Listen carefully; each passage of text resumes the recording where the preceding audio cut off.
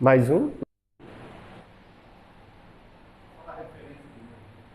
Colossenses 2, 9 e 10. Colossenses 2, 9 e 10. Também nele estais aperfeiçoado. Ele é o cabeça de todo principado e potestade. A minha versão vai dizer assim: nele habitava corporalmente toda a plenitude de Deus. E se você está em Jesus Cristo, a plenitude de Deus está também em você. Porque se você entregou a vida a Jesus, a vida dele está habitando em você, correto? Correto? Amém? Então, se Deus está habitando em Jesus Cristo, a plenitude de Deus habita em você. E isso é uma das orações que Jesus fez em João 17.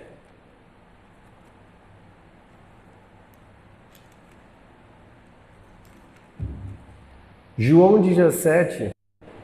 Boa. João 17, 21. Olha que tremendo. Só tira um pouco do agudo, ou do médio, que está reverberizando. Do médio, ou o agudo também. Está explodindo a caixa aqui. Ei, bom. João 17, 21. Jesus, antes de ir para a cruz do Calvário, ele fez uma oração ao Senhor pedindo: Senhor, a fim de que todos sejam um, como és tu, ó Pai, em mim e eu em ti, também sejam ele em nós, para que o mundo creia que tu me enviaste.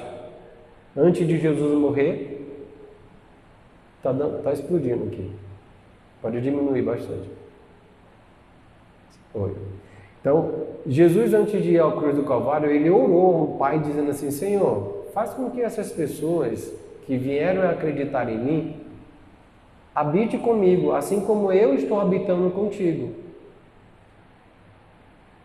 Porque assim como o Senhor está em mim e eu no Senhor, assim esteja Ele em nós, para que o mundo creia que o Senhor me enviou. Eu dei a Ele a glória que o Senhor me deu, para serem um como nós somos um. E neles, eu neles e o Senhor em mim. Isso era antes de Jesus morrer. E agora, em Colossenses 2,9, ele vai dizer que em Deus habitava corporalmente toda a plenitude de Deus. E se você está em Cristo, a plenitude de Deus habita em você. Amém? E o título da minha oração é Andando como meros homens. Andando como meros homens porque nós temos a presença de Deus no Senhor, Jesus está em nós e a presença da natureza divina está habitando conosco através do meu espírito e nós muitas vezes andamos como meras pessoas. 1 Coríntios 3, 1, 4. Paulo escreveu a carta para os Coríntios, trazendo uma explanação muito clara a respeito disso. Está dando um microfone aqui. Pode baixar um pouco mais.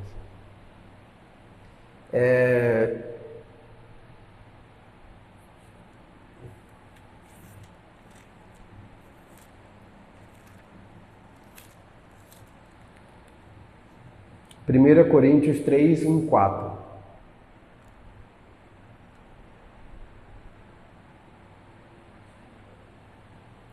Queridos irmãos, estou lhe falando como se vocês ainda fossem apenas uma criancinha, seguindo o Senhor como deveria, mas os seus próprios desejos. Não posso falar-lhes como faria como homens fortes, cheios do Espírito, ou seja, fluindo a presença de Deus através do Espírito em mim. Mais um. Eu os tenho nutrido com leite e não com alimento sólido, pois vocês não podiam digerir nada mais forte. E mesmo agora vocês ainda precisam ser alimentados como leite. Mais um.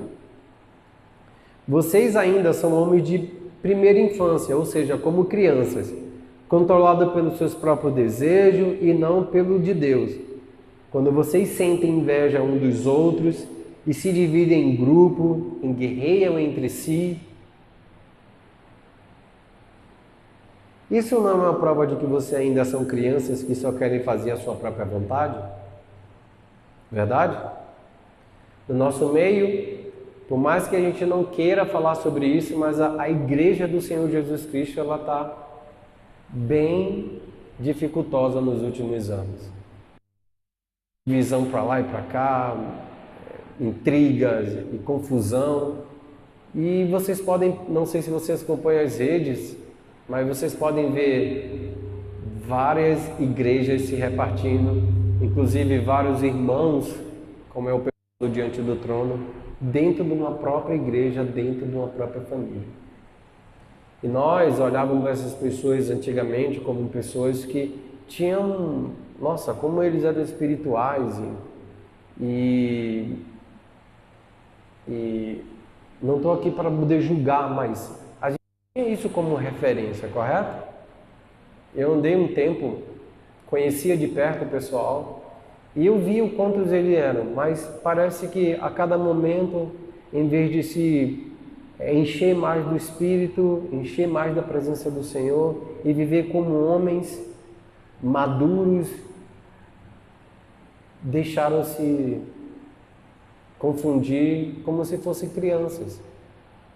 Ah, esse é meu, isso daqui eu não quero, isso daqui, ou seja, voltando aos seus próprios sentimentos, em vez de deixá-los ou perder. A gente canta uma música aqui da Heloísa Rosa, que é quando se perde, se ganha.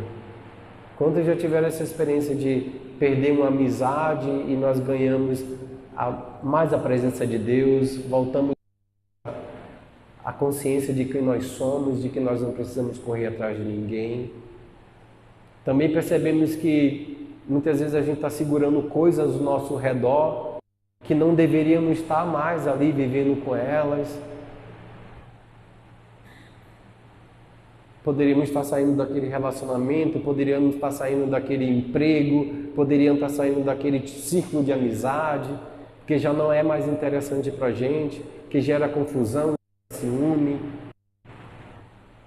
Às vezes, andando só, entre aspas, com o Senhor, você ganha muito mais, você amadurece muito mais. Imagine Moisés, em vez de sair com o povo do Egito, ele foi primeiro ao Egito. E lá o Senhor cuidou, tratou, trouxe caráter transformado.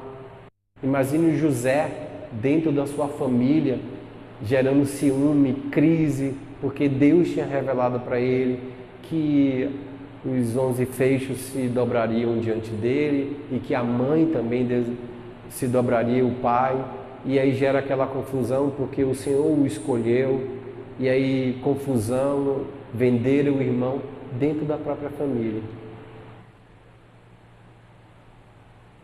E aí a gente precisa entender que nós estamos andando, quando as coisas acontecem, precisamos olhar para dentro de nós, para ver aquilo que está dificultando o relacionamento com o Senhor e com o próximo. Porque precisamos ser homens e mulheres maduros no Senhor. O que é ser maduro? E como nós resolvemos as nossas dificuldades emocionais? Primeiro entendemos que nós somos seres únicos, ninguém é igual a você. Ninguém é igual a você. A ciência vai provar através da íris que você não tem uma íris igual a ninguém. O teu polegar, é por isso que o papiloscopista retira na Polícia Federal, na Polícia Civil, seus digitais, porque a sua digital não é igual a ninguém. Por si só, você já é uma pessoa especial. Não existe ninguém parecido com você. Depois, quando Deus chama você, Ele te chama com um chamado e talentos e dons específicos. Eu posso tocar bateria, posso tocar uma guitarra, mas a minha primeira formação não tem nada a ver com o que eu toco. Eu fiz formação em saxofone e eu não toco saxofone hoje. Verdade?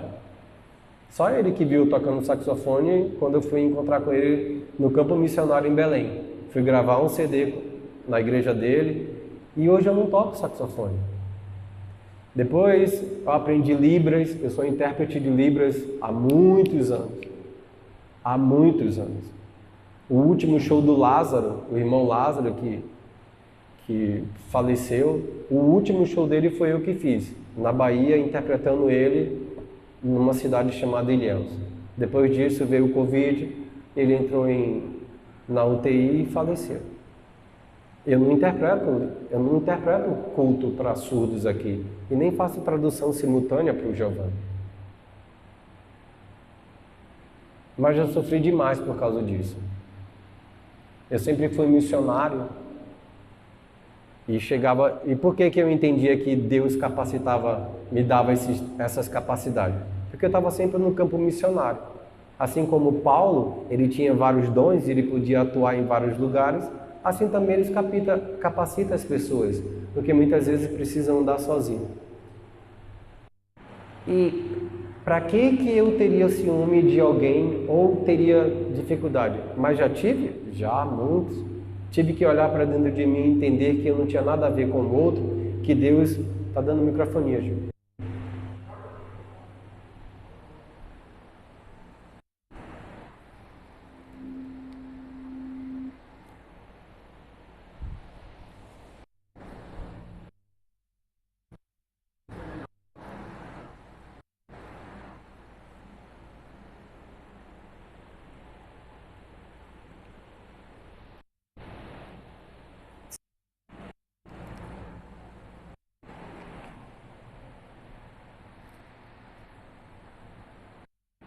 Tá ouvindo? Tá. Sim.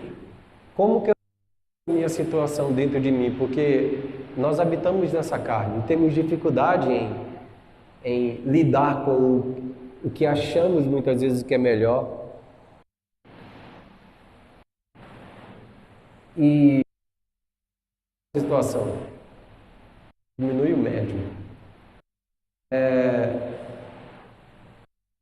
Às vezes existe uma grande dificuldade em vocês fazerem comparação um com o outro, se comparar com... A mulher se compara, nossa, que mulher bonita, que isso, que aquilo, não sei o quê. Nossa, aí se sente inferiorizada.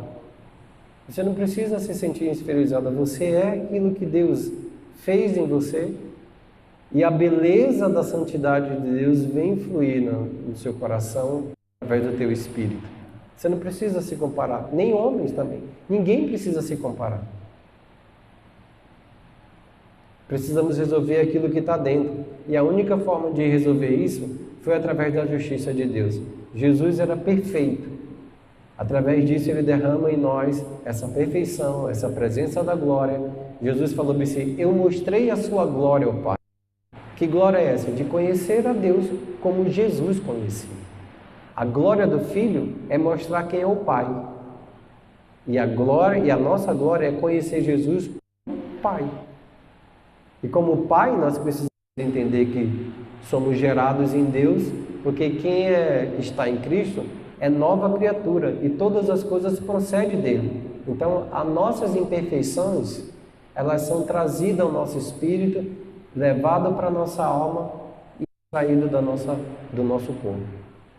E é importante vocês perceberem isso, porque eu posso trabalhar o meu corpo fazendo musculação, fazendo academia, fazendo isso.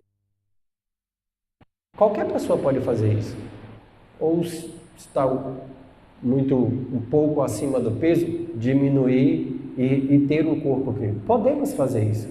Também podemos ter uma alma equilibrada através de uma psicóloga que nos ensina a respeito de determinadas coisas, como resolver, através de coaches. É bem comum hoje em dia, isso no meio até evangélico. Então, de ter uma mente forte.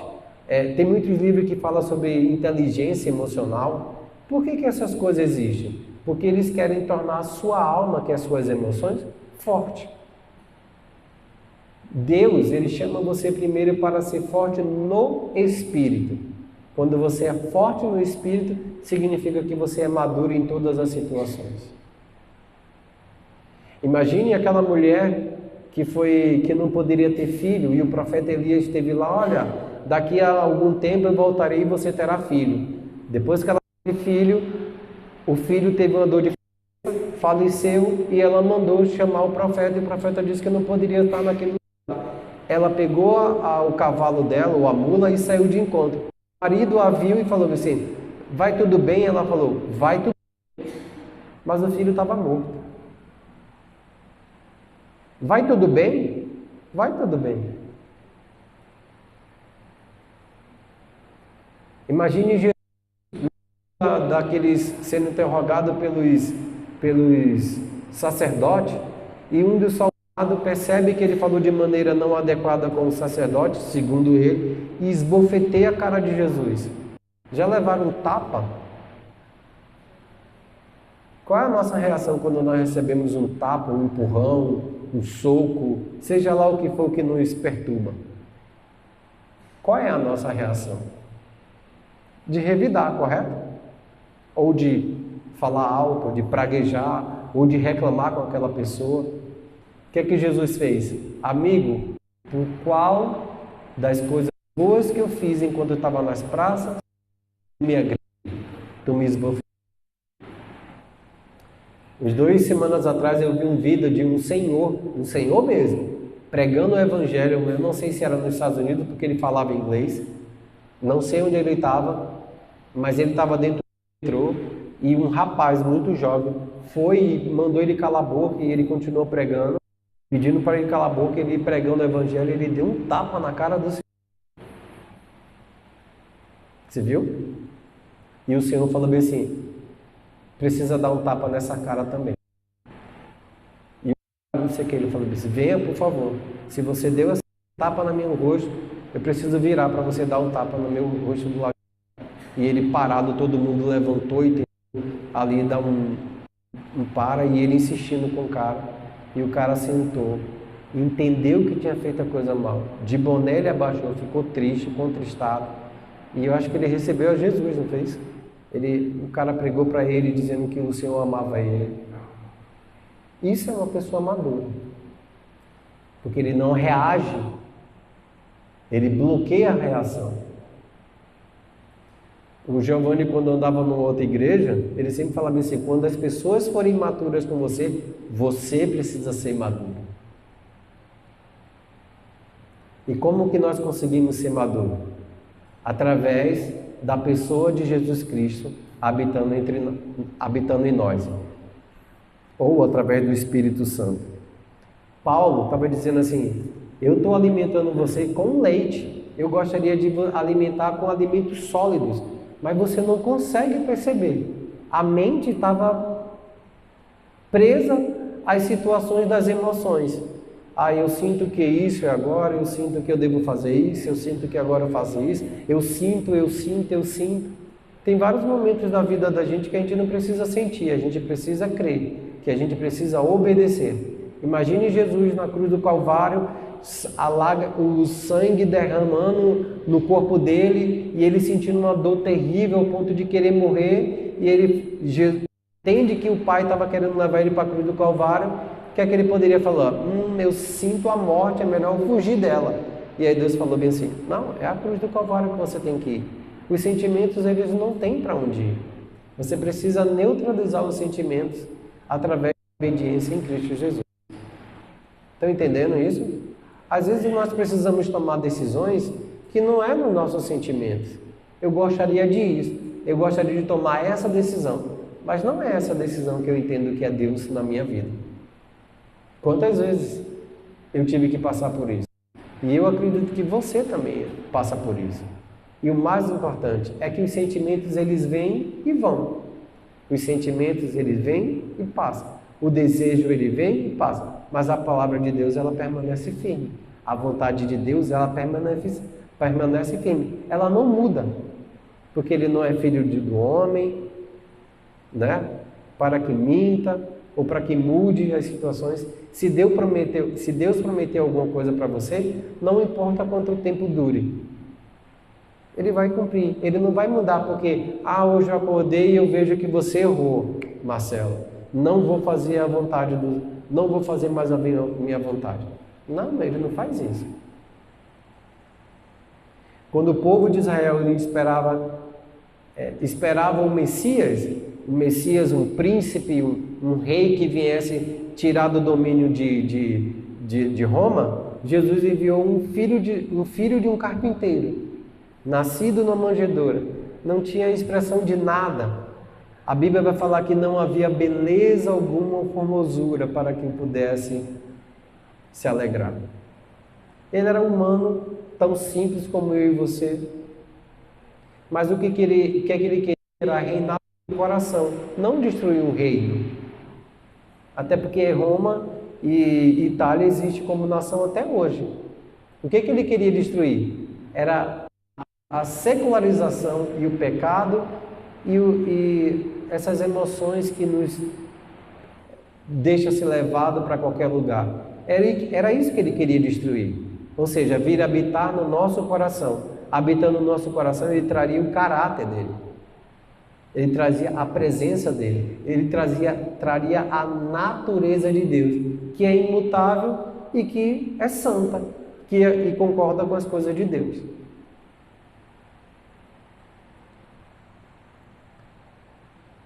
Paulo achou impossível escrever com profundidade aos Coríntios, e era a igreja que tinha mais dom do que qualquer outra igreja, correto? É isso, Giovanni? A igreja de Corinto tinha uns 9 dons para ajudar as pessoas a crer. E elas eram a igreja mais carnal que existia naquele momento. Colossenses, Efésios, a igreja de Timóteo, eram as igrejas fortes. E o Paulo escrevia: me alegro por causa que vocês amam o Senhor no Espírito.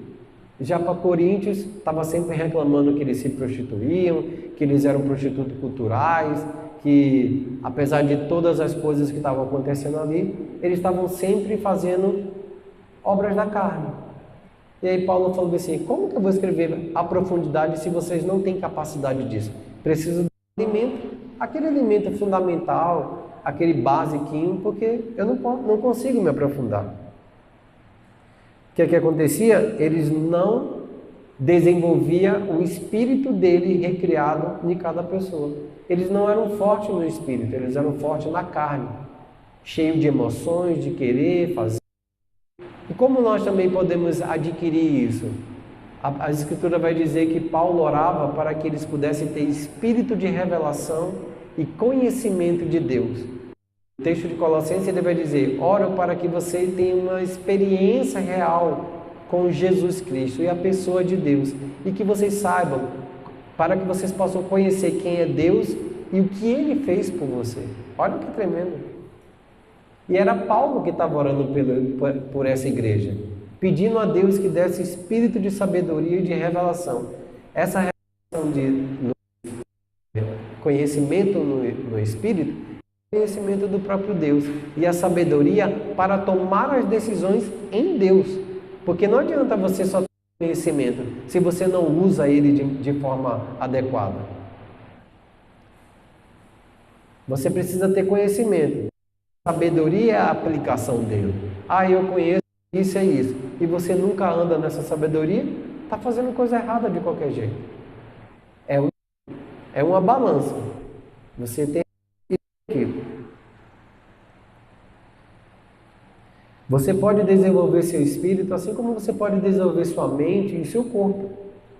Você pode. Porque o Senhor te capacita, é a graça. É a graça que capacita. Até porque a fé e o amor, você não pode produzi-lo. Isso é uma... Fé e amor é um dom. Isso vem do Espírito Santo habitar em você. Por isso que você crê naquilo que Deus é. Por isso que pela fé nós cremos que o mundo foi formado pela palavra do Senhor. É pela fé que você acredita nisso. E o amor? O amor não vem de nós. O fundamento do caráter de Deus é o amor. É através dele que nós buscamos e recebemos isso e amamos o nosso próximo. Uma coisa que é muito fundamental na vida do cristão é o amor, porque faz conexão direta com o Pai, faz conexão direta com Deus. Se você não ama o teu próximo, se você não ama a quem está próximo, como você pode dizer que ama o Senhor? Mas assim, amar não é um sentimento. Amar é uma decisão tentando fazer da melhor forma daquilo que Deus disse que nós deveríamos fazer. Exemplo, vou pegar o exemplo de Jesus. Se Jesus tivesse um sentimento ali na hora da cruz, o que é que ele faria? Ele ia embora. Mas como Deus amava a mim de tal maneira que enviou o teu filho, ele falou assim, bom, o único jeito que eu tenho de dizer que eu obedeço ao Senhor e ao Pai é amando, porque amor é igual a obediência. Se me amardes verdadeiramente, guardarei os meus mandamentos, a Bíblia vai falar. Como que eu posso dizer que eu amo o Senhor? Obedecendo a Ele, não existe outra forma. Não existe outra forma de chegar no culto aqui, Pai, eu te amo, te louvo por tudo isso, não sei o que, não sei o que, não sei o que. Chego lá fora, no primeiro momento eu desobedeço a sua vontade. Amei ao Senhor? Não. E é muito doloroso aprender a caminhar dessa maneira. E eu sei disso por experiência própria, não estou me incluindo. Porque muitas vezes eu falava assim, ô Senhor, eu sei que você vai me perdoar, você é misericordioso. Ia lá e fazia, depois, ai caramba, e agora? Volta lá e pede perdão. Um tempo eu comecei a fazer isso e depois eu percebi que o Senhor olhava para mim e falava assim, você sabe o que é vítima? Vitimização? E eu fui procurar entender um pouco, tipo assim, Senhor, foi por causa disso que aconteceu, foi por causa daquilo, foi por causa daquilo outro, mas isso daqui não tinha que vir, então se veio, então eu peguei. Falou, não, você não precisava pegar, você já foi livre, você não precisa fazer, já foi livre. E eu me vitimava, e o Senhor falou, não se coloque como vítima. Se coloca como o autor desse pecado. Se coloca como autor. Foi você que errou. Foi você que precisa corrigir. Foi você que precisa pedir perdão. E a justiça de Deus é tão incrível que quando nós deixamos ela e cometemos ato de injustiça, o Espírito Santo nos chama e fala, e nos colocar de novo, confessar os vossos pecados, Ele é fiel e justo para perdoar. Ele não fica jogando na cara. Ele não vai ficar jogando na cara. Até porque quando você confessa o pecado, a palavra diz que o Senhor colocou no mar do esquecimento. Ele nunca mais lembra disso. Vivi muito tempo da minha vida assim, Senhor, mas isso daqui, o outro, isso daqui. E ainda que não cometia, mas eu tinha uma consciência do pecado. Até descobri um dia em Hebreus 9 que o Senhor, através do seu sangue, removeu a nossa consciência do pecado, ou a nossa consciência que nos levava a atos da morte. E eu fui trabalhando isso dentro de mim. Todas as vezes que o pecado batia na porta, eu falava assim, não pode, porque o Senhor levou isso de mim. Se levou, Ele não mais me pertence. Foi aí que eu fui descobrindo a justiça, foi aí que eu fui descobrindo a redenção, foi aí que eu aprendi a confessar, não pecado, mas confessar a justiça de Deus. Ter uma confissão positiva a respeito daquilo que Deus diz que eu sou.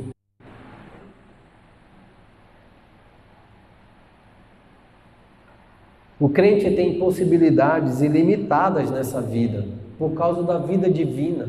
Você pode todas as coisas se você crer.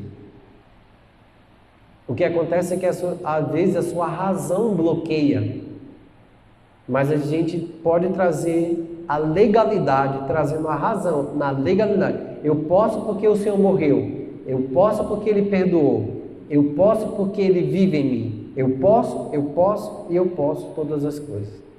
E o Senhor nunca vai pedir alguma coisa para você fazer sem que você não seja capaz. Nunca. Se o Senhor mandou fazer isso, vai e faça. Imagine, lembra de Josué? 12 espias foram visitar a terra. 10 espias voltaram e disseram: é impossível entrar naquele lugar. Por quê? Porque é cheio dos amorreus, cheio dos jebuseus, há gigantes naquela terra, o povo é muito forte. Contou um monte de coisas negativas. Josué falou bem assim: eia, se o Senhor nos disse que ia dar, então Ele nos vai dar essa terra como pão para mastigar. Qual era a força de Josué? Nenhuma. Ele apenas estava crendo naquilo que Deus disse que ele ia. Vou te dar terra, aquela terra que mana leite e mel. Ele não tinha nada que o capacitasse a não ser Deus e uma palavra que ele ouviu de Moisés. Vou tirar do Egito e vou colocá-lo numa terra que mana leite e mel. E ele creu piamente nisso. Quando ele creu, ele entrou na terra e conquistou. Mas ele teve que lutar. Ele teve que ir lá. Só que o Deus ia dando vitória a ele. Efésios 1:3 dá uma figura do espírito humano recriado. Quando ele diz assim, Efésios 1:3: como louvamos a Deus, o Pai de nosso Senhor Jesus Cristo, que nos abençoou com todas as bênçãos do céu por pertencermos a Cristo. Todas as bênçãos celestiais ou dos céus. Que bênçãos são essas? A vida plena em Deus nós temos. Podemos fazer todas as coisas. Podemos. Creia nisso. Confesse isso. Podemos fazer todas as coisas em Cristo Jesus. Nós podemos. Talvez seja difícil, mas quando você toma um passo de fé, todas as coisas elas fogem de você. Porque a palavra é uma espada. A Bíblia vai dizer que é uma espada do Espírito. Quando você levanta ela, quando você confessa ela, você começa a expulsar os seus inimigos daquela área em que você tinha dificuldade. Aquele que habita no esconderijo do Altíssimo poderá dizer: o Senhor era a minha força. A ideia que o salmista está dizendo é que eu estava aqui e aqui está o Senhor. Então, quando eu habito no esconderijo do Altíssimo, com Ele eu posso fazer todas as coisas. O inimigo não, vem para cá, faz isso. Não, eu habito no esconderijo do Altíssimo.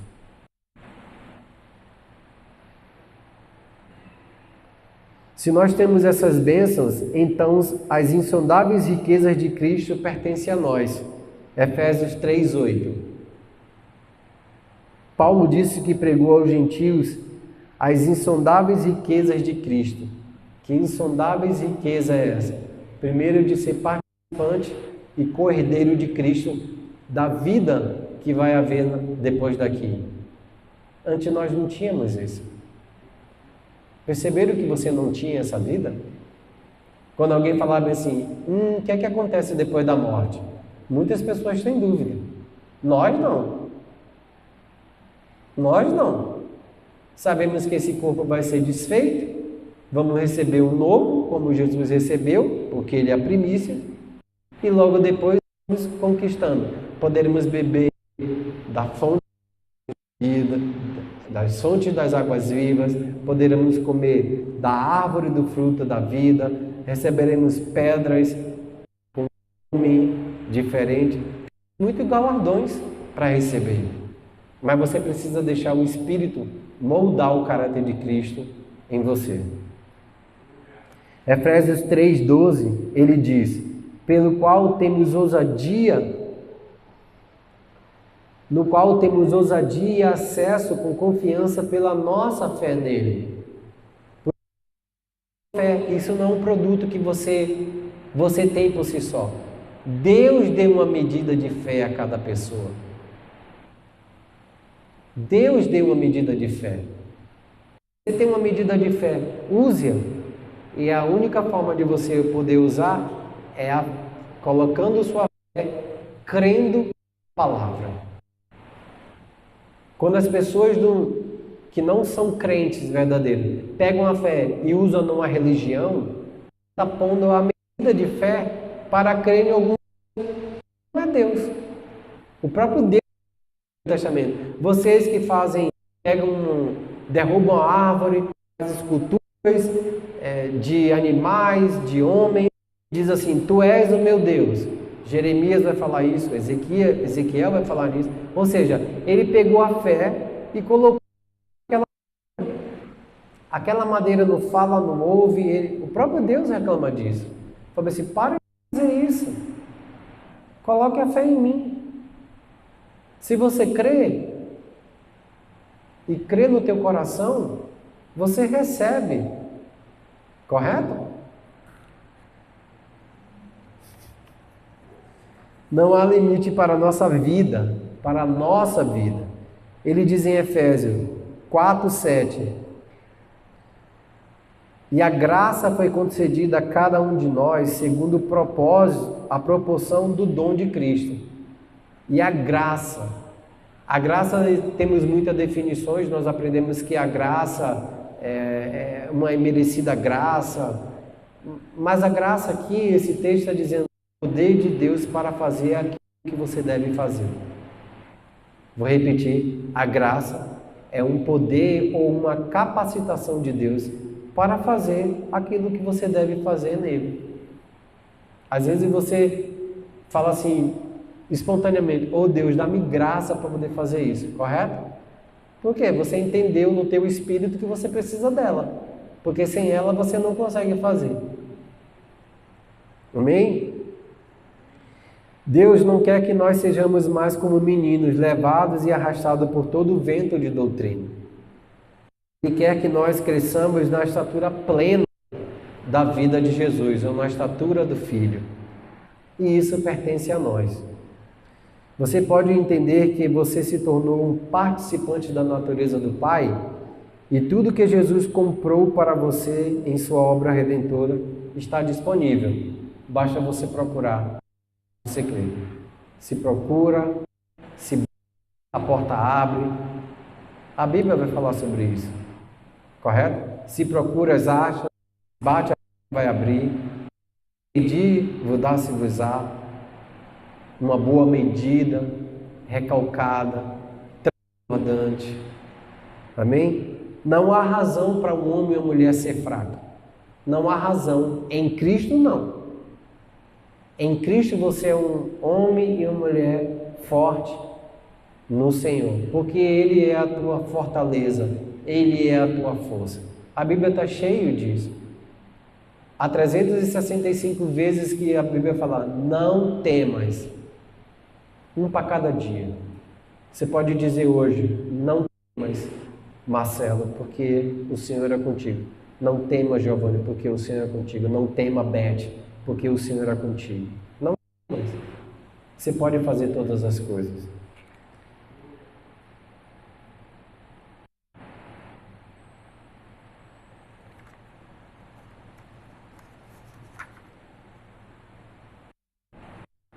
Então nós estamos ligados ao amor de Deus, e o amor de Deus ele suporta todas as coisas. Com o amor de Deus, a Bíblia vai falar em Romanos 5, a partir do 3. Vou finalizar já agora com esse.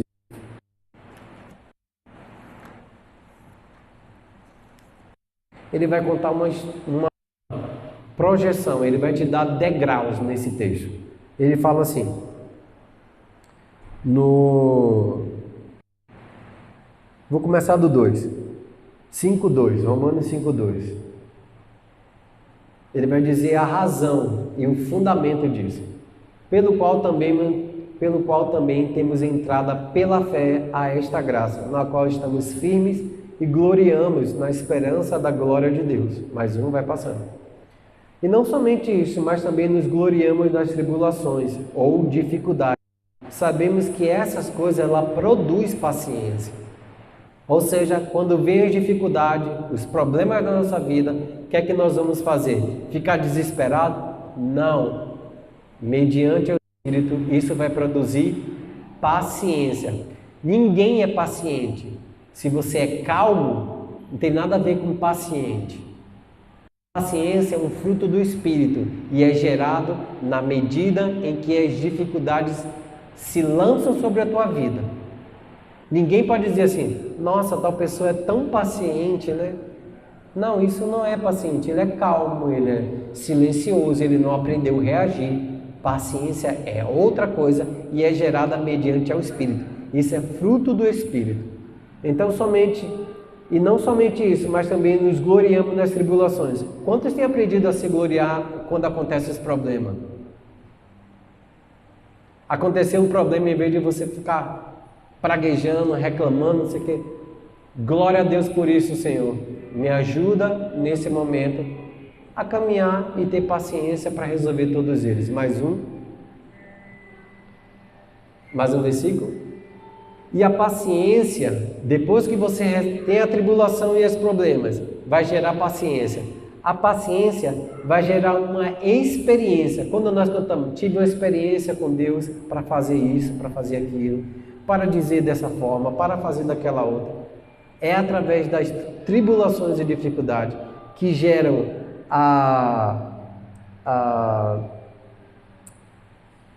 as tribulações vai gerar Perdi aqui, rapidinho.